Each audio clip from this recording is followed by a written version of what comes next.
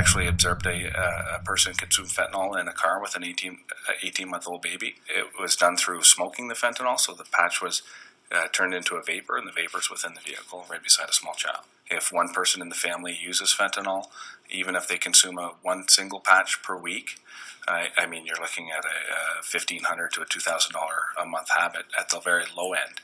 Imagine some of the people that consume a single patch every day. It destroys families, for sure.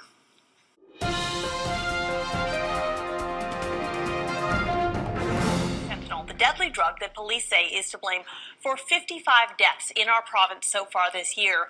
The community of North Bay, Ontario has stared this drug down, and their strategy significantly reduced fentanyl overdoses.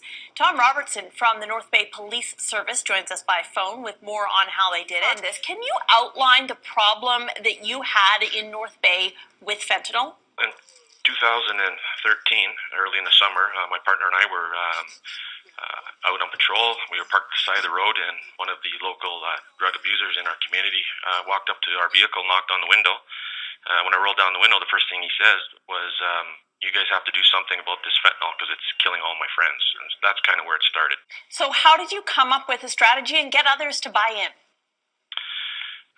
We had heard something of a similar program, and we located a pharmacist located in Ottawa. His name's Mark Barnes. He was already doing a patch-for-patch return program within his pharmacy. When the federal government recently tightened up restrictions on the prescription drug OxyContin, it had an unfortunate side effect. Addicts started using an even more dangerous drug, fentanyl. Fentanyl is a powerful prescription painkiller. It's supposed to be worn as a patch on the skin, but addicts have found easy ways to cook the patches to separate the drug from the adhesive and then smoke or inject it. The problem is that the drug isn't uniformly distributed on the patch, and that means the user could easily get a fatal dose. This pharmacy is worried enough about the drug falling into the wrong hands that it's starting a new program. Beginning later this month, clients will be required to bring back their used patches. So that we can see how many patches are coming back, that they're not manipulated in any way, they're used properly, and then we will release the next prescription. I contacted Mr. Barnes, and he was able to provide me with some information.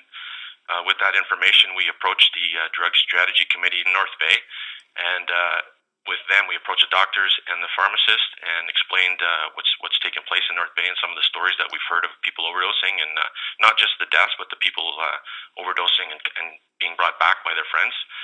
And the doctors, when we told them about our patch-for-patch idea, they basically said it was a no-brainer solution. So, Speaker, what is Bill 33 all about?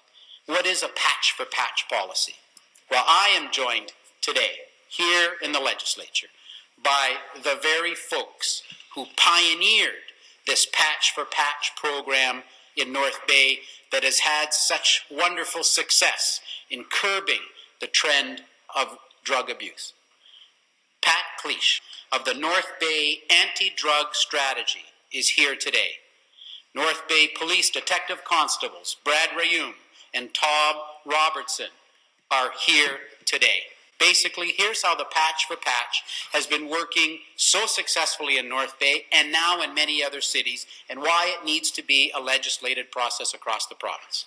This policy, developed in partnership with local doctors and pharmacists, stipulates that in order for patients to get a new fentanyl patch, they have to return the old one intact. They came to me in September, and by December the 6th, we initiated this procedure. It came together quickly. In all my years of working in healthcare, nothing has ever come together that quickly. It's done in strong partnership with the police, with our pharmacists, and our physicians. The problem is this. So long as a person has a means of transportation to get to a community without a patch-for-patch policy, they can still continue this chain of abuse. That's why it's so important to have a province-wide solution and why we brought this bill forward. One of my messages here today, and the reason I've asked the media to come down, is to strongly support the patch-to-patch program. Dans la rue, l'effet est immédiat. We reduced the deaths completely in our community. Zero? Zero. En un an, dit-elle, le nombre de morts liés au fentanyl à North Bay est passé de 15 à 0.